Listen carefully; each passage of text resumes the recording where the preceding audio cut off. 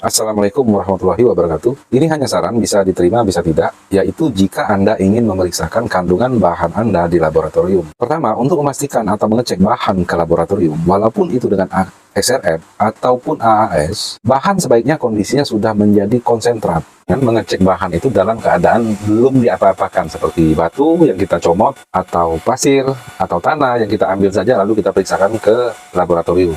Tentu hasilnya akan berbeda-beda jika Anda mengambil batu A, walaupun di lokasi yang sama, dan batu B, tentu kan keadaannya berbeda. Jadi, waktu kita memeriksakannya ke laboratorium, bisa hasilnya sangat menggembirakan, bisa sangat menyedihkan, tetapi mau hasilnya menggembirakan, kurang pas untuk dipegang, dan jika hasilnya pun jelek, itu kurang pas juga untuk dipegang, karena kita mengambil sesuatu yang masih sangat berbeda. Maka dari itu kita harus membuatnya rata, homogen dulu, tetapi terukur. Karena hasil pengukuran yang terukur ini, nanti di laboratorium, hasilnya dari sesuatu yang terukur, jika kita ambil lagi, insya Allah semuanya tidak berubah-ubah banyak. Karena kita sudah samakan, kita coba homogenkan dengan mesin konsentrat.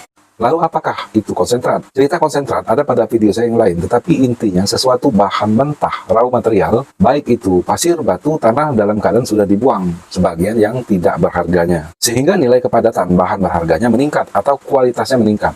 Contohnya saja pada suatu bahan yang banyak lumpurnya, lalu saya buang sebagian lumpurnya, itu pun sudah konsentrat, tetapi tidak terukur karena menggunakan tangan saya saja, misalnya dengan piring dan tangan. Yang saya maksudkan adalah misalnya konsentrat itu dibuat dengan mesin, contohnya meja getar atau shaking table. Karena shaking table itu sebuah mesin, maka keluarnya akan konstan atau sama outputnya terhadap satu bahan. Hari ini kita kerjakan dalam 1 ton, kita akan dapati konsentrat 100 kilo bulan depan ataupun tahun depan dengan parameter mesin yang sama dan bahan yang sama, dalam 1 ton tetap saja keluarnya pada kisaran 100 kilo, kurang sedikit atau lebih sedikit. Kecuali bahan yang berbeda, maka keluarannya pun akan berbeda-beda. Kenapa saya sarankan harus menjadi konsentrat? Karena saya sarankan harus menjadi konsentrat. Waktu kita membuat konsentrat, tentu barangnya harus hancur. Setidaknya menjadi seperti pasir atau tepung, maka kandungannya akan homogen, teraduk. Baik itu asalnya dari pasir, tanah, atau dari batu. Setelah dia masuk mesin dan menjadi konsentrat, maka itulah yang paling afdol dikirimkan ke laboratorium. Sekarang kita akan bicara mengenai laboratorium. Laboratorium apa yang menggunakan alat apa sebaiknya kita tuju? Kalau soal laboratorium yang menggunakan XRF, dulu saya sudah ulas videonya dengan segala permasalahannya. Jadi saya skip dulu bagian yang menggunakan XRF. Cuma untuk kita ketahui, di toko emas saja yang menggunakan XRF, toko tersebut tidak mengandalkan 100% XRF. XRF hanya menjadi alat pendamping, tidak pernah menjadi alat pemutus mutlak untuk suatu harga bahan ya. Terlebih untuk harga emas misalnya, dia pasti menggunakan peralatan lain juga selain XRF. Yang saya sarankan dan saya maksudkan adalah pemeriksaan dengan menggunakan mesin AAS ataupun ICP OES. Kabar baiknya, saat ini Sukovindo dan BRIN di sebagian tempat itu menggunakan metode yang lebih baru daripada AAS, yaitu ICP. Saya singkat saja ICP, di mana biaya pemeriksaannya lebih murah daripada AAS. Sebab murahnya karena bisa melakukan analisa berbagai macam logam dengan sekali jalan, tidak seperti AAS. Jika dengan AAS, setahu saya, satu jenis logam yang ingin kita periksa, misalnya emas, itu dikenakan biaya satu harga per jenis logam atau metal. Contohnya kita ingin memeriksakan emas, kandungan emas, perak, tembaga, maka kita akan kena 3 harga ya. Jika harga per jenis logam itu dikenakan biaya 500.000, jadi 3 macam logam yang ingin kita periksa itu kena 1,5 juta. Tetapi pada ICP, pada mesin ICP seperti di Sukovindo dan BRIN itu menetapkan paket.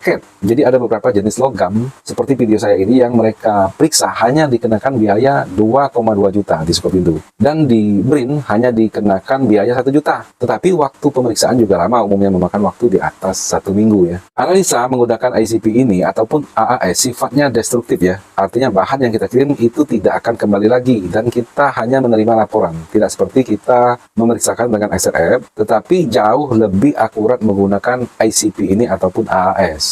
Sebelum video ini ditutup, kami juga ingin menawarkan kerjasama pembuatan konsentrat. Penawaran ini kami tawarkan untuk yang sudah biasa mengolah emas, karena akan paham dengan yang dimaksudkan dengan konsentrat. Bayangkan saja jika Anda sudah biasa mengolah bahan 1 ton, dengan segala ukuran peralatannya yang sudah mulai besar, dan kandungannya misalnya ada 75 gram emas per ton, dan sebagainya, tentu jauh lebih mudah mengolah material 1 kilo daripada mengolah material 1 ton. Jadi sebagian syarat untuk kerjasama pembuatan konsentrat ini, satu, tempatnya harus dikerjakan di tempat Anda sebagai pemilik bahan. Dua, mesinnya kami tidak jual, tapi kami berikan percontohan mesinnya untuk Anda duplikasi. Tiga, hasil konsentratnya bisa disetel. Dari 1 ton menjadi 100 kilo, atau dari 1 ton menjadi 200 kilo, atau dari 1 ton misalnya menjadi hanya 1 kilo atau 2 kilo. Bergantung juga jenis bahannya, tetapi intinya bisa disetel untuk kerapatan konsentrasinya. 4. Biaya pembuatan konsentrat itu sangat murah dari segi kelistrikan dan lain-lain. Estimasi pembuatan dalam 1 ton itu hanya membutuhkan biaya sekitar beberapa ratus ribu. Ini dikatakan karena ada 2 orang yang akan bekerja sebagai operatornya. 5. Sifat mesinnya sangat mobile ya. Bisa di lapangan. Jika Anda biasa menggunakan meja getar, Anda pasti sudah tahu dengan settingannya yang jauh lebih rumit. Hampir belum pernah saya melihat orang menggunakan meja getar di lapangan atau on the spot ya. Karena umumnya mejanya itu harus dipasang permanen di satu tempat yang bisa dikatakan tertutup ya. 6.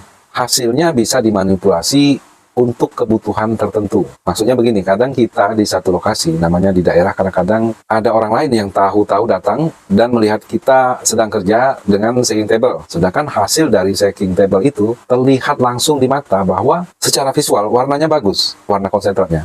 Contohnya berwarna kuning. Walaupun itu belum tentu emas, tetapi orang yang melihatnya itu sudah menganggapnya itu emas. Sedangkan jika kita ingin mendekoi atau mengelabui dengan cepat dari warna kuning misalnya menjadi abu-abu, itu harus banyak sekali setelan yang harus diubah pada meja getar. Membuatnya jadi setelannya jadi jelek lama, membuatnya bagus juga lama. Pada mesin kami menyetel hasil antara bagus dan jelek hanya dalam ukuran detik. Jika Anda berminat pada kerjasama ini, pertama Anda bisa kirimkan bahan kepada kami dengan biaya pembuatan konsentrat sebesar 250.000 saja. Bahkan yang dikirim bisa 1 kilo, bisa 2 kilo, atau sebaiknya 5 kilo. Lalu bahan tersebut kami konsentrasikan. Setelah dikonsentrasikan, bahan tersebut kami kirim balik untuk Anda periksa dengan ICP misalnya. Tentu Anda nanti bisa bandingkan setelahnya antara raw material yang belum dikonsentrasikan dengan konsentrat yang kami buat. Jika Anda biasa melihat hasil konsentrat dari meja getar, maka gambaran visualisasinya kurang lebih sama. Jika bahan sebelumnya berwarna abu-abu misalnya, lalu menjadi konsentrat dengan warna yang kuat menuju ke kuning misalnya kan, jadi bisa langsung jadi penampakannya itu kurang lebih sama. Jadi demikian saja dulu informasi dari kami. Mohon maaf jika ada kata-kata yang salah. Assalamualaikum warahmatullahi wabarakatuh.